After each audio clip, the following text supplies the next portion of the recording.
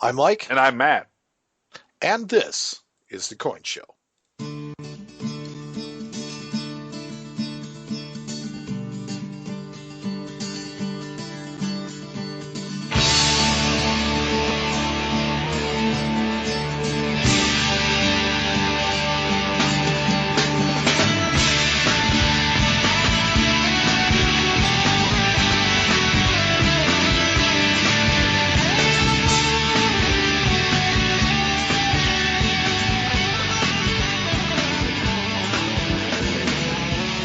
Take just one last breath before you enter. On this episode of the Coin Show, Matt and I will offer you a unique point-counterpoint about Morgan dollars. And we'll talk about the coolest thing to walk into Matt's shop this week, and maybe a surprise or two Oh, along the Lord. way. But first, the news. And now, the news brought to you by Lost Dutchman Rare Coins, Indianapolis's finest coin dealership. Trust, integrity, fairness, family. These are our values. And we offer you good value. So, Matt, Yes. first off, I want to ask you, it's like, do you like this new format of Pick Your News? I love it, actually. I think it's Because really I neat. certainly Yeah. do, and I'd love to hear the listeners' feedback on it, and you can let us know at Mike or Matt at coinshowradio.com. Well, mostly But as- Mike at coinshowradio.com. Well, yeah, I just picked. I'm just a but messenger. for now, Matt gets to pick his news. Interesting news week, or last couple weeks, actually. It Yeah. has been interesting, and I tried to give you a nice variety. I'm going to go with the elephant in the room right off the bat, which is the 74D aluminum Lincoln. Okay, see, there's certain stories that I put in here with that exact point in mind. What? Is that okay? This is something that Matt's going to want to talk about. Yes. There's a couple of them in there that Yeah, are just like I've already got like three lined up, Yeah. ready to rock. So That means I'm doing my job.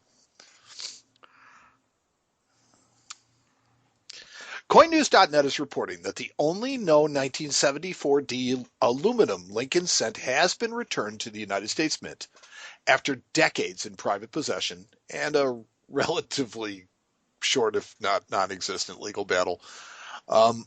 Randall Lawrence and Michael McConnell have relinquished their claims of ownership, legal title, or dominion over the coin, following an agreement to resolve a lawsuit over who owns it. Basically, I don't really think they had a legal leg to stand on because No. it was never monetized, it was never authorized, and so therefore it is the property of the mint. yeah, It brings up the interesting argument over, well, what about the 1913, B Nichols. V Nichols? Yep. Yeah, Yep. they were never authorized, they were never, but yet they exist. And Well, I think at this point that there's really nobody left alive that was working at the mint in 1913. So it's one of those things that I doubt they'll ever go after those. But this particular this is was in an estate, and that's how it kind of got trickled down. I think that the primary difference that you're going to find in all of these different cases that they're talking about is that you'll notice with certain coins that, like, take for example the 1913 V nickels. They were out there. They've been in the collecting industry for however almost 100 years now, and they've been out there. They've been known. People knew that they owned them, as opposed to the 33 double eagles Mm-hmm. and the 74D aluminum cent, which as soon as they appeared, the mint went after them. Yeah, well, that's true. Yeah. So I think that I don't know what motivates the mint to go after one coin, versus another, but it seems obvious that there are certain lines that when you cross them, you get a very swift response. Yeah, well, that's. It seems like just over the last few years, we've seen much more of a response by the mint over certain items. Yes. Now, The 74D aluminum Lincoln cent was originally in the possession of Harry Lawrence, who served as the deputy director of the Denver Mint until he retired in 1980. And his son, Randall, inherited the coin as part of his father's estate. Um, Interestingly, in the coinnews.net article, there is a picture of this coin as it has been graded by PCGS at MS63. My question is when was it graded, and why was it unknown until it came up at auction? Why is this, Um, I don't expect that PCGS is going to play rat or anything like that, but at the same time, when they receive coins of questionable provenance, I guess is a generous way of putting it, should they or should they not, you know, alert the authorities? well, it's one of those. It's one of those things that. Uh, I mean, obviously, I think that after they found out what it was, they were like, "Oh, okay, so this is probably not legal to own." So I'm just going to kind of keep it hush hush. But I See, guess I guess with I think they may have been testing the waters by getting it certified and once trying to put it through an auction and but I guess what this begs is that how long ago was it authenticated and certified? And would you think then if PCGS would grade this coin on the down low, would they do the same with a 64 piece dollar? probably They do the same with a 33 double eagle. probably. Okay. Well, I mean, we don't know. We can Yeah, only I can't comment speculate. obviously for what they're going to do, but I mean, Right. this coin lives in a PCGS holder now, so Now, interesting about this coin is that the story of the Philadelphia struck Lincoln cents, all of these aluminum cents were allegedly struck in yeah, I Philadelphia. think they struck like over 1 million of them before they ended up Right. melting them. Right. And they melted all of them. So why would this be minted at Denver? I mean, I just don't understand. They weren't part of the specimen. Well, I think that in '74 there were truly some people that believed that this was going to be the new composition of the cents inside of the mint program. So I think that I mean obviously they struck 1.4 million coins, so they were betting. They had kind of hedged their bet that they were actually going to be able to go ahead and release these.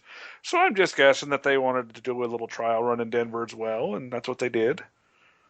Yeah, but I guess what I'm saying without trying to repeat myself is that all of the 1.4 million were struck in Philadelphia. Yeah. And that's close to our seat of government, and that's fine. How did the aluminum blanks make their way out to Denver? Well, they're probably just, Philadelphia probably shipped them a handful and said, here you go.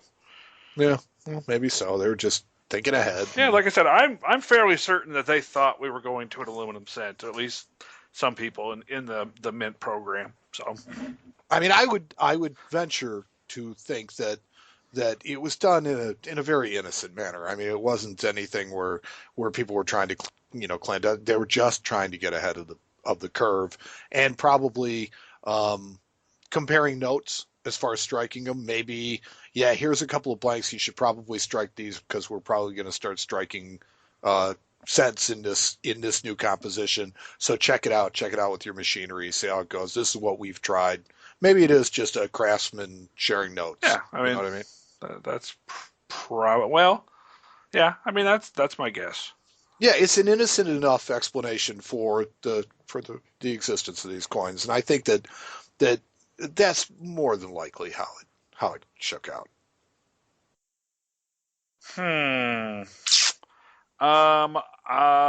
What about the Citizens Coinage Advisory Committee seeks 2 new members? Didn't we already talk about this? Well, we talked about the 2 newest members of the CCAC, which are both friends of the Coin Show. Both Dennis Tucker and Steve Roach have been appointed. However, CoinUpdate.com is publishing a story that tells us that the CCAC has announced that it's seeking applications for 2 new members. One qualified to represent the interests of the general public, and the other known for expertise in numismatic curation.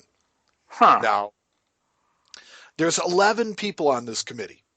So, I mean, it's really is a cross section, and there are 11 members in this committee. And in addition to, these two members that they're looking, one is appointed for their knowledge of American history, one for knowledge in numismatics, one for experience with metallic arts or sculpture. That's where Steve Roach came in. Two more who represent the interest of the general public, and four who have been recommended by U.S. House or Senate leadership. So that's your 11-person CCAC. Personally, you know who I think would be an excellent addition to the CCAC? Who's that? Us. Well, let's fill out applications. Let's do it. Yeah. You know what's really funny is I thought about it for a second, but then I started reading into it, and basically in the application, as I kind of went and looked at it, it basically asks you what type of awards you've won, what notoriety you have achieved. And judging by the award-winning coin show and all of the notoriety that we've received around the numismatic community, I don't think either one of us are qualified. Hey, you know what? We happen to know personally two of the people that are already on there. I think we're perfectly qualified, Mike. Personally, I think that we are qualified, and particularly as somebody who is just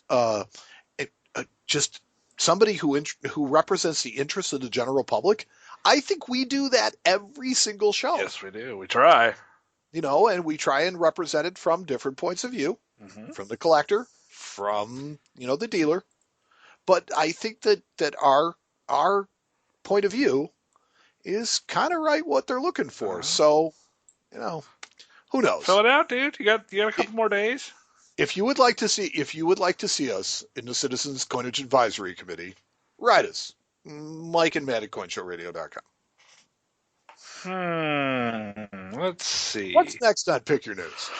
Pick my news. I want to pick a story that you're going to like. I like them all. Yeah, right. These have already been screened. How about the United States Mint confirms new American Gold Eagle die variety? CoinWeek.com is reporting that the U.S. Mint has confirmed a new American Gold Eagle die variety. Mint officials have confirmed that thousands of 2016 American Eagle 1-ounce gold bullion coins feature a high-relief die variety and have been released into public distribution channels. So they're out there. So the design devices on the high-relief variety rise above the rim.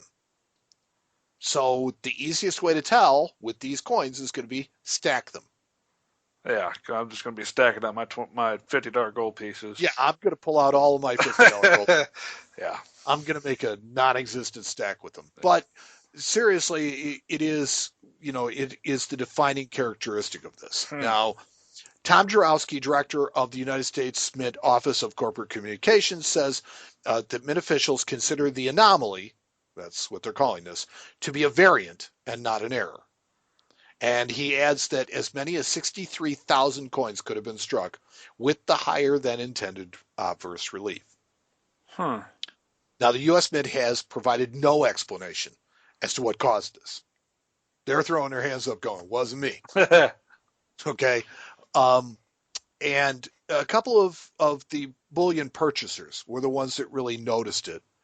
And some of these coins were sent to PCGS for encapsulation and were returned because of contact marks on the coins. Caused by the high relief design, causing stacking problems within the coin's original plastic shipment tubes. Interesting. Yeah, so at this point, there's really no idea of will they sell for a premium? Oh, I'm sure. Will they not? I think that it's not a 2008 reverse a 2007 coin, but I think that there are few enough of them, and that the series is collected well enough that I think it will be a point of interest. It's tough to say.